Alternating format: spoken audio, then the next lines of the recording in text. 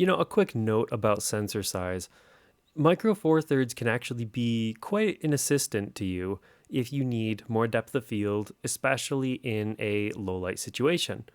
Because at the same settings, let's say ISO 1600 on a full frame, ISO 1600 Micro Four Thirds, ignoring any noise or grain arguments, I don't care.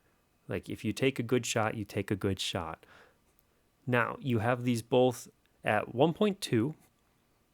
To shutter speed doesn't matter, whatever. We're comparing depth of field. Let's say you have a Canon with a 50 1.2 and an Olympus with a 25 1.2. Well, if you need context of something for your shot, so it's not just super bokeh mode, okay, well, you're like, okay, we need to see what building is in the background on that LED light. Okay, so you turn it down to 2.5 or so. Well, then you have to raise your ISO to 6400 from 1600, let's say, because you went up by 2 stops. Well, the Micro Four Thirds camera will be able to sit at 1600 and still just stay wide open on the lens because it captures a full frame equivalent depth of field of about 2.4 to 2.5 already because you double it. Typically, that's how Micro Four Thirds works. If you want to know how much depth of field compared to full frame you'll get.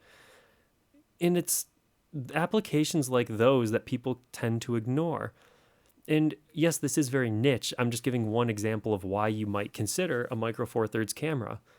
If you're shooting scenes a lot that require context, especially at night, this might be a good choice for you because not only have Micro Four Thirds cameras been proven to be great videography cameras, especially even in low light situations, just the ability to capture the same amount of light as a full frame camera does wide open, but having more depth of field can actually help you quite a lot. And I don't know, I've just been thinking about it, and it's the more mature side in me that's making me say, yeah, there are some applications here that people aren't seeing. And that's just part of me also realizing that maybe I just like Micro Four Thirds as an idea because the lenses are pretty small and cute and they have great stabilization. Olympus also has a lot of, I guess it's OM system now, has a lot of computational photography stuff that I would like to mess with, especially for a travel camera. After seeing the Fujifilm prices, I think my previous video of me being like, I think Fuji's for me for a travel camera. I think not. I don't want to go bankrupt for a Fuji camera. I'm sorry, guys. It's so difficult to pick a travel camera now because they're all good. I want something with soul, but I don't want the soul to cost me my own soul.